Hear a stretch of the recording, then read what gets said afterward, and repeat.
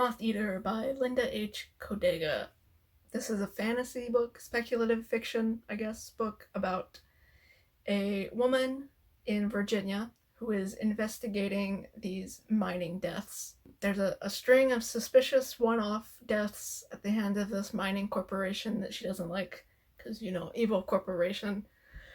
And they're mining like the land. The land is a very big part of this book. But anyway, she finds in the mountains, awakened from the mountains, a lost woman who turns out to be a witch who has been buried in the mountain for like 150 years. That sounds cool. I was pretty excited for this book. I thought it'd be interesting. About 2 hours in, I got real bored. And then I just never got really back into it. I'll say, like, the ending was good. I think the final fourth of this book, there's like a lot of action and it is really interesting and well written. But at that point I was just like, I should care about this. This would be really great if I cared about it. But I had just gotten bored, and I feel bad saying that. I think it was a me thing. I don't know. I didn't connect to the sort of Appalachianness of the story, which is the whole story. From what I've read and what I understand, this book takes a lot of like real local Appalachian, Virginian, West Virginian lore and like blends those like folk tales into like a contemporary fantasy piece, which sounds interesting. I don't know those original stories, and the book doesn't really handhold you. It's not confusing at all, but it's just like, I don't know, I just wasn't into like the old vibes. Because you get 3 different point of views in this novel. You get Benny, who's the woman, like the contemporary woman investigating the mines and the mountains.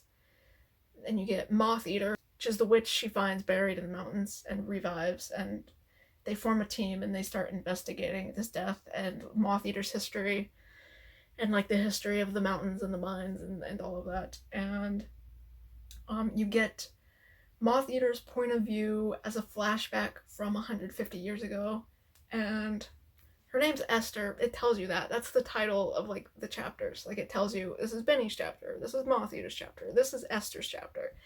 But there's a whole big plot point about how Motheater doesn't know her name, and she doesn't have a lot of her memory. She slowly gets in the back over the course of the novel. And her name is like a big one. That's like the final thing like she needs to know to like really harness all of her powers and remember all of herself. But like we've known the whole time, and I wish we didn't know what her name was, because then when it's finally revealed to Motheater, it's a really impactful scene.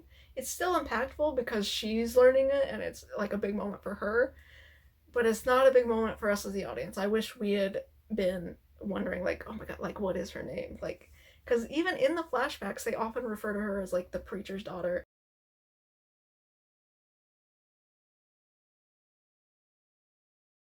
So it blends like Christianity and also like local folklore in a weird way, and I didn't quite understand totally the magic system. I think it explained it, but I think I was kind of bored.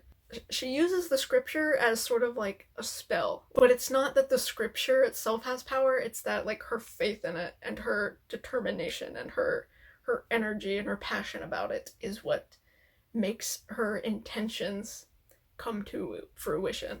So there's a lot of scripture and religious stuff in this, and then they talk about like snake handling and the people who used to do that. Her father did that, and so she's kind of like bonded with snakes and familiar with snakes, and there's stuff about like familiars and like the creatures of the region. This has a lot of cool stuff.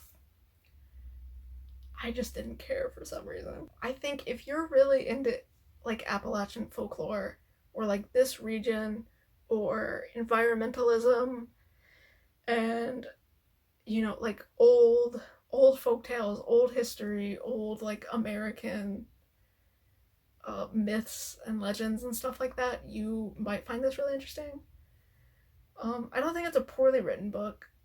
The end was quite good. Like I really liked the climax scenes. That was really the highlight of the writing for me. The writing's pretty good. It's like a 4-star writing quality, 3.75 star writing quality. there were some moments in the beginning where some of the dialogue or some of the internality of the characters' thoughts are sort of like really telegraphed. Like we'll see an awkward conversation between Benny and her ex-boyfriend who she's just dumped. And then she'll be like, wow, that conversation was really awkward. And we're like, yeah, we just read it. We know. You didn't need to say that. So that part kind of holds your hand through like the emotional beats and like what she's thinking, but like we know. But the fantasy elements don't hold your hand, which is interesting. Not that I really wanted to. Again, it's not confusing. It's just, I don't know. They don't, I couldn't tell like what was created for the book and what was really based very soundly in, you know, like old tradition or old folklore. Just because I'm not an expert on that subject, that would have been interesting to see more of or to hear more about. I maybe the book could have done that with like if Benny had been like knowledgeable about these old stories. Like if she's from, I think she's from this region, not this town specifically, but you know, like if her grandma had told her all of these old stories and she's like, oh, I know what you're talking about, old Motheater who's 150 years old and makes all of these dated references and doesn't understand modern technology and is so proud of herself when she learns to use a coffee maker. She's like, yeah, I've heard about that because my grandmother used to tell me all these stories. And if she had been from like a big family from around here, some of the other characters are from like old families, and you see some of their relatives in the flashback, but I don't think there was really a lot done with that, or I missed it because I was bored. So maybe that could have, I don't know, that wasn't the story they wanted to tell because she isn't from this town, Benny, the main character.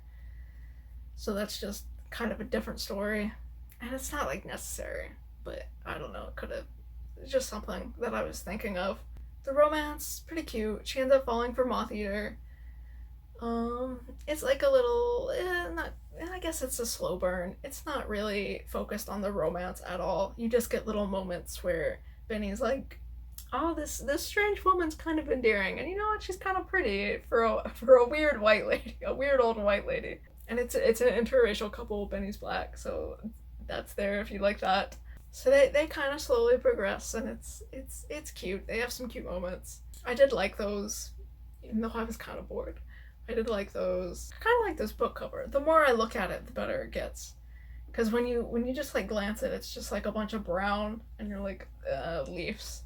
But there's like, you see the moths, and then the blue jay is pretty cute actually. There's a blue jay in this that becomes like Benny's familiar and like follows her around and listens to her. And then there's like some bugs.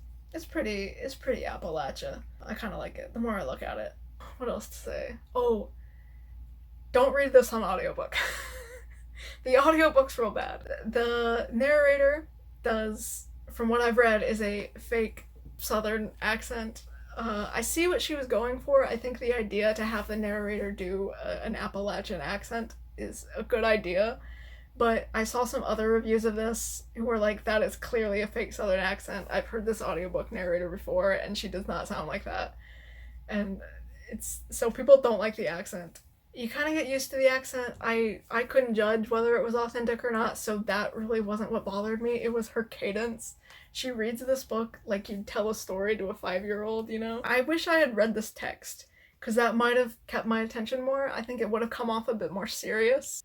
Like, some of these scenes, like, really come off almost comical and, like, lighthearted in a way, but it's just the way she reads it, and I don't know that that was what the author really intended.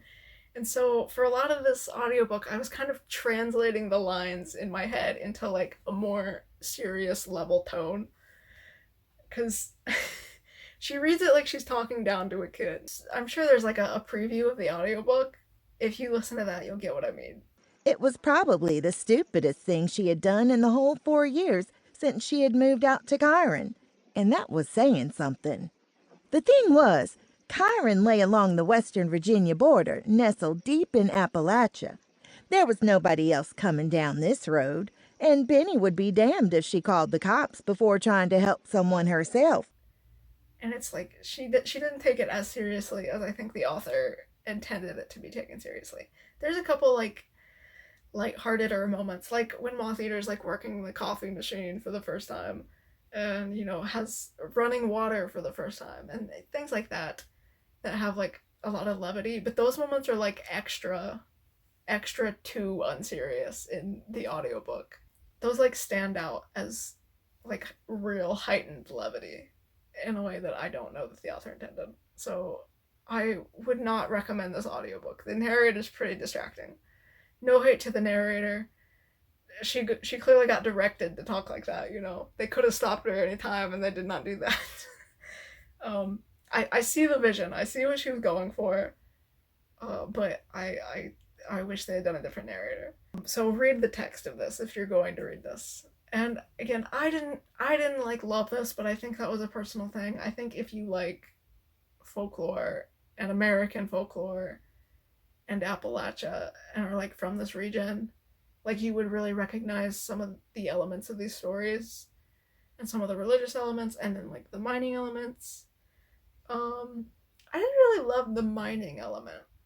Cause not to spoil anything, but the evil mining corporation is not that evil and doesn't play as big a role as you think. It's really about the fantasy stuff that's like causing a lot of the deaths and is very responsible. And it's not really the mining company. So like kind of weird for the evil mining company to not actually be that evil. They're just the good guy mining company. They're not really good guys, but they're not as bad as you'd think they would be introduced in a book like this. But yeah, I think if this description really appeals to you, and this is like something you're personally interested in, I think you'll like this book. If you really don't have any idea about this, and you're not like from Appalachia, you might not love it as much. I didn't love it as much as I wanted to. I wanted to like this more than I did, but I just don't think it was a personal fit for me. So objectively, I'd give this like a 3.5 stars, somewhere around there. Again, because it's pretty well written. I like the premise. I like the concept. It just didn't land for me. Like my personal enjoyment was like a 2 star, 2.5 maybe. Because it feels mean to give this 2 stars. Because I don't think it's a bad book. But I just wasn't entertained by it personally. So like a 3-star book. We'll level it out between the subjective enjoyment and objective enjoyment to like a 3-star book. It's fine.